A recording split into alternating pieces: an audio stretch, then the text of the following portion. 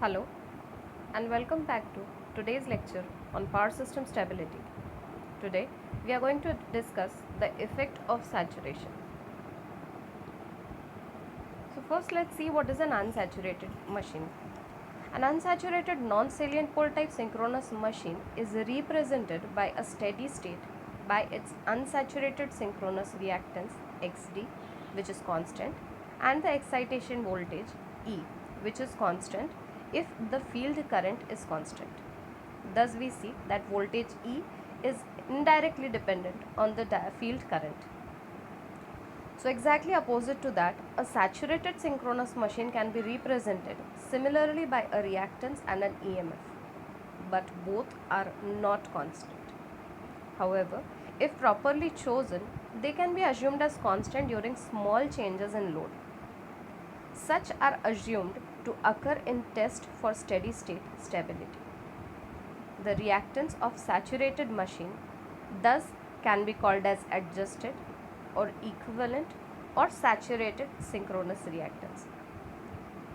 Most of the times the equivalent and saturated terms are mostly used for explaining any kind of effects on these kind of machines.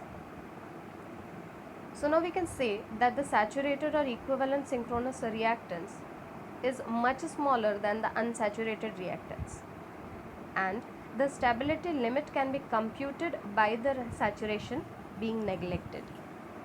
Also, the excitation voltage has been assumed constant, which is smaller than the true stability limit if saturation is present, and the field current is constant.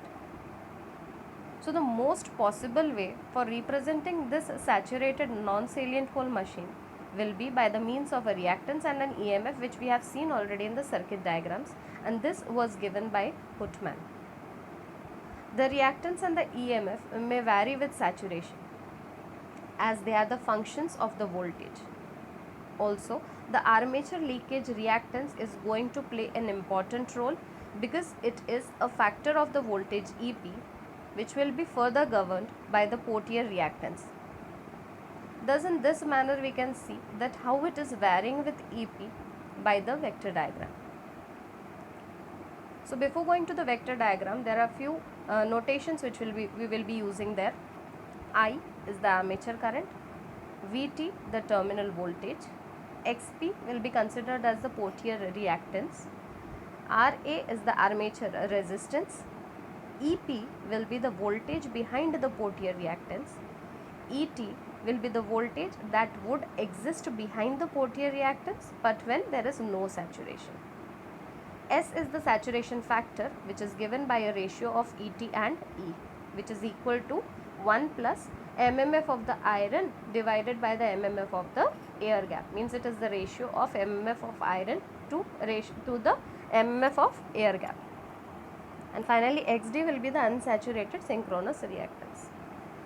Let's see how it goes in the vector diagram.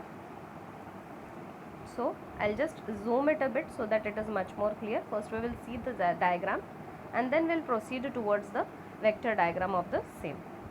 So, we'll go parallel, hand in hand. So, it is more clearer to you. Okay.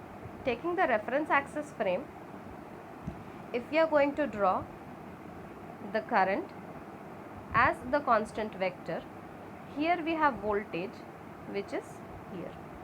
So these two are the reference axis frame which we have already drawn. Now coming to the diagram, V and I already we have covered. Next we will be more interested in Vt and Ep and E. So now I will be proceeding my diagram from this side. Remember, I have covered V and I already.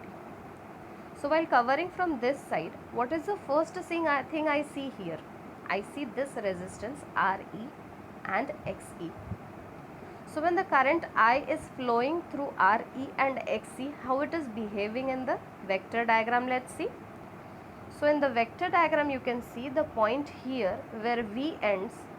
We know that Re will be horizontal and if it is X it will be vertical. Means R goes along X axis and X will go along the Y axis. The drops. So now the drop IRE will go along the X axis. here you can see, and then again where it stops to this point I make it IXE. So I have covered these two. Next I will be, after this RE and XE, I will proceed to RA and XP. This again follow the same pattern. For IRA drop, make it with X axis, and for IXP drop, make it with Y axis. So where I had stopped at this particular point, from the origin when I join it, it becomes VT, which I have already got here. After I get VT, next I will proceed to these two drops. So these two drops will be denoted as, from point VT, draw IRA, then again at 90 degree, draw IXP. So this gives you IRA and IXP. Again you stop at this point, join it with the origin. This will give you what? As we had got VT, now we will get EP. See, here it is EP, right? After this, again I will proceed to the next point. Next point, I have here only one particular reactance and this reactance is nothing but the difference of XS minus XP. So to represent this XS and XP, what I am going to do is, I will simply extend this point of EP, which I got here, to a particular point, this ET, which will be including the saturation factor S. That is why I have written that ET is equal to S into EP. Then if I take it with an equivalent factor of XM, I told you XM drop, always the reactance drop is with respect to the Y axis. So now denoting this particular drop with XM, I have stopped here, will start from here. So simply I don't have any R drop, I don't need X axis, direct draw it here, IXM. You get IXM over here. The final point which you get here, EF, just join it with your origin, join this with your origin, and the new point you get here is your EF. Finally we can say that from this EF, if I want to derive E, the relation between both is given by this, means your E is equal to EF upon S, that is your saturation factor. With this we can also find out the load angles. The total load angle is del. The angle between E and VT is del T. Further the drops have been shown here. Again I will repeat, IRE, IXE. Here I had IXM, and here you including the saturation factor, you can see they have divided this into XS and XP. So this is how we can draw the vector diagram from the circuit diagram.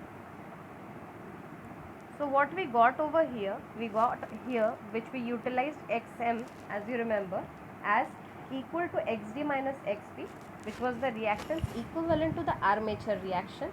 We had told you previously that it is the condition where we have no saturation. And we arrived at the point of EF, which was the armature voltage induced by the field current. Again, no saturation condition. So this we have already seen from the vector diagram, this relation E is equal to EF upon S. Also this relation has been given to you to depict more clearly the values and the relations between the different reactances. Here XC will be your equivalent reactance. So the load angle del T between the excitation voltage and terminal voltage is same for the equivalent machine. So this is how we can explain the effect of saturation on any kind of system, considering the saturation and unsaturated terms. Hope this lecture helped you well to understand the effect of saturation. We'll be coming back with a new lecture on a new topic. Till then, study well. Thank you.